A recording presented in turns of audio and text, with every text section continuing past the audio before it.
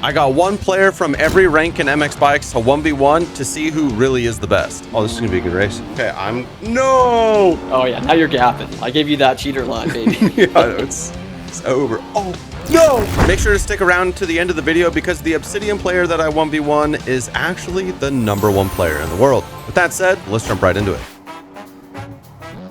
Meet Linear Fusion, my moderator and the bronze for this video. We decided to 1v1 on Tampa Supercross, and Supercross is a little bit difficult for him. So what I decided to do is make sure I went really easy on him to give him a fighting chance. We're gonna be very nice to the bronze, very nice to the bronze. I'm sorry. All right. Oh yeah, now seems like a good time to mention that I decided to front flip this triple every lap just to make things a little bit more even. But even with that ridiculous handicap, the race between me and Fusion went about as you would expect. Fusion gave it everything he had, pushing to the very end. He even channeled his favorite rider from real life. But despite me making some very bronze-like mistakes along the way, I did end up crossing the finish line with a pretty substantial lead to take the win. Okay, brother. Well, GG's.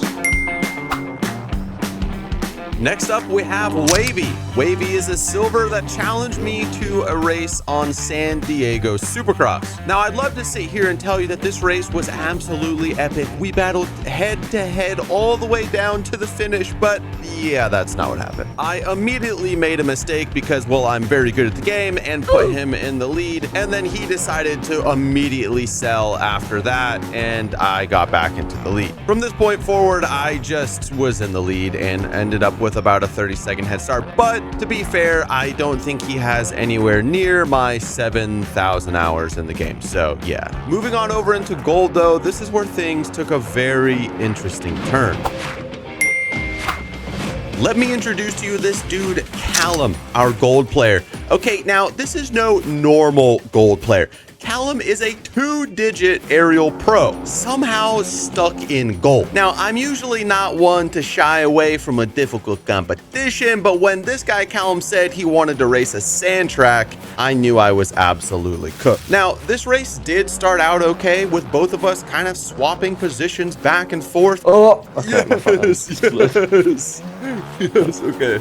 I gotta log in. I even hit this insane Baltimore 12 o'clock bike life save that'll blow your mind. Oh my gosh.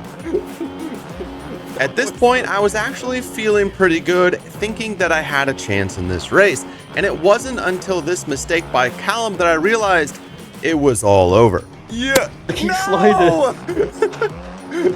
That was my chance. Unfortunately, with me not able to capitalize on that mistake, it was just a 2 for 20 at Gapplebee's from this point forward. The gap between me and Callum just got bigger and bigger, and I continued to make mistake after mistake.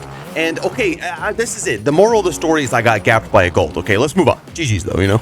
After getting absolutely bodied by the gold, there is only one thing left to do, and that is to ask you guys to hit the subscribe button. Now, in all seriousness, what we need to do is find a real platinum, not a smurf, but a real platinum to reassert our dominance.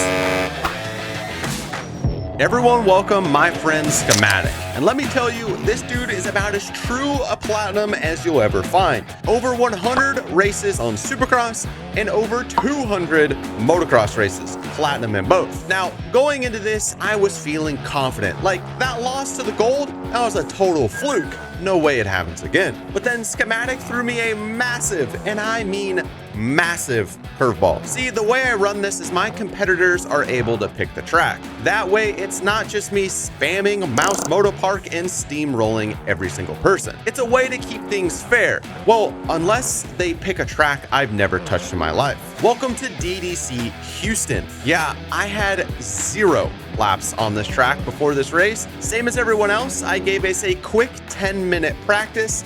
But man, this place had some insane lines and I was feeling a bit nervous. I'm talking a massive quad that might even be a 5 and a super long whoop section. It was not looking good for me. As the race starts, I knew I had one job, and that was to lock in.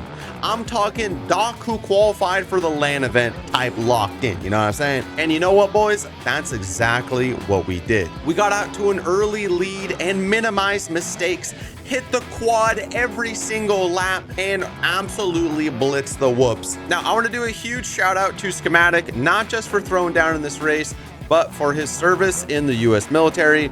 Thank you so much. It means more to me than you could ever imagine. Now that we've bounced back from the embarrassment of losing to a gold by taking down the Plat, it's time to keep this momentum rolling, because up next we've got Diamond.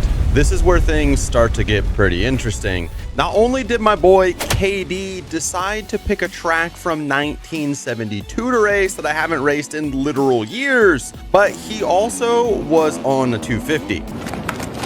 Now, normally this wouldn't be a very big deal, but yeah, I haven't touched the 250s at all. So I basically just had to jump on a 250 and just send it on a stock setup. Now, when this race kicked off, I gotta be honest, I was a little nervous. I really wasn't sure if I was going to be able to hang on a 250. 250s are very, very momentum based, and you just play them a lot different than a 450. The race was really, really close throughout the first few laps, really, where both of us were making small mistakes and I was holding the lead down, but man, he was right behind me, pressuring me to the point where I was getting pretty nervous. Go away.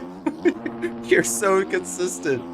Oh my gosh. We continued to go back and forth and do the little yo-yo effect where I would make a mistake, he would make a mistake, and we just kind of kept the gap between each other the same for a few laps. However, after a few laps of our gap staying the same, KD made this huge, crucial mistake at the top of Henry Hill that did allow me to extend my lead and ultimately get the win. Now, I will say that he was absolutely flying, and I'd like to show you a little clip of our comms throughout this race so you can see how locked in we were.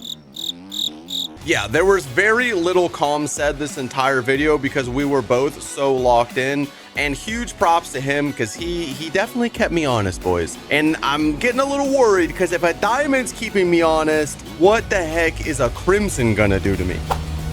Meet my most formidable foe yet, Logan. With 144 Supercross races under his belt and over 25% of them being wins, I knew Logan was going to be my toughest challenge yet. And just to make things even harder, he decided to pick a track I had never played before. But no worries, this track was pretty simple and I was able to lock in and get some fast laps in pretty quickly. At the start of this race, Logan took the whole shot, setting a solid pace early on. However, I was absolutely laser focused trying to reel him in little by little. But man, being so unfamiliar with this track in a race really started to get to me, and I needed a mistake from Logan badly.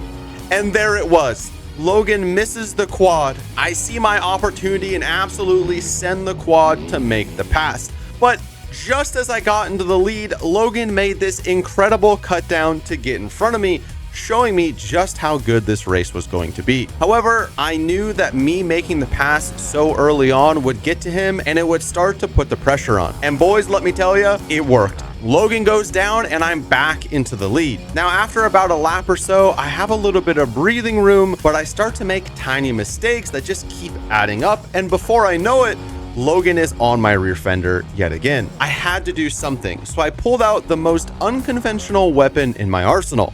Comedy. Like Lynn's just with hair, you know?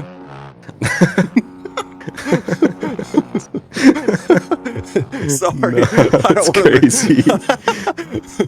With hair is insane. It's my tactic. If I feel pressure, just make you low. Oh, yeah, I'm cooked. I just crashed again. Yes, sir. Somehow my joke worked. Logan went down and I was able to build a gap out front again. But here's the thing, as a lot of you know, I was homeschooled and I'm not the brightest crayon in the box, so I decided to try and hit this quad in third gear, and well, I sent myself straight over the berm. Now, behind Logan, it was time for me to turn the pressure on yet again. I was absolutely locked in, staying as low and as close to his rear wheel as possible. I was doing everything I could to make sure he knew I was there. And guess what? It worked. Logan sends himself off the side of this bridge and crashes. Somehow, I dodged everything and was now looking for a clear shot at victory, boys. But then I did the one thing I couldn't do, and that was throw. That final crash ended the race, and I just added another L to my collection. Determined to clear my name after my loss with Logan, it was time to face MX Bike's final boss. Welcome Cray, not just an Obsidian, but also the #1 ranked player in the world. This dude has racked up 541 motocross races with an average finish of 2.6. Cray also picked a track that was on the ranked rotation Poor Boys, meaning he has spent hundreds of laps on this track. But here's what Cray didn't know. This just happens to be one of my all-time favorite tracks, a track where I've held the world record before. With a little bit of practice out of the way, there's only one thing left to do, and that's jump straight into the race. Are we doing clean racing or? You can do whatever you want, man. I don't care. All right. Are we doing clean racing? I'm afraid of you. Yeah, I went so wide after that comment. So you're just playing Cooper Web games. You're just in my head already. After an interesting start to this race, it was time to lock in. Early on, I was really trying to feel Cray out, see how he handled the pressure. I already knew that he had the speed to beat me, and honestly, probably the consistency too. The one thing I was banking on though is pressure. See, it's one thing to dominate ranked lobbies with bronzes and silvers, but it's another thing to 1v1 someone of your same speed, especially when you know it's going in a YouTube video. And sure enough, I started to notice little mistakes here and there from Cray, and little by little I closed the gap and got right to his rear wheel and then made the pass. The craziest part about this whole thing though was just how fast the pace of this race was going to be. I mean, just look how fast we ripped through this one section, and it's only lap 1. I'm sitting comfortably in the lead, and then Cray makes this incredible inside pass that I didn't even know could happen. I didn't even know that line existed. Not even 30 seconds later, Cray makes a mistake, and I'm able to sneak past on the inside to take the lead again. I was determined to check out and keep it clean. No way was I gonna make the same mistake I did with the Crimson. Going down was simply not an option. This time it was all about hitting my lines, staying consistent, and locking in. I've got 7,000 hours after all. There's absolutely no excuse for making mistakes now. Oh yeah, now you're gapping. I gave you that cheater line, baby. Yeah, it's over. Oh no! Oh, yes. No, cannot believe I just threw that lead away. No way am I gonna lose this race. As we get deeper into the laps, I can see that I have the speed over Cray. My experience on this track is finally starting to shine, and I throw down one of the fastest laps I've ever done here, which leads to one of the craziest passes I think I may have ever pulled off. The scariest part of the track. Oh my gosh. I thought you were gonna come in. No. Wait, I thought you were closer. I should have looked back. Oh, No. that was just mind games right there, brother.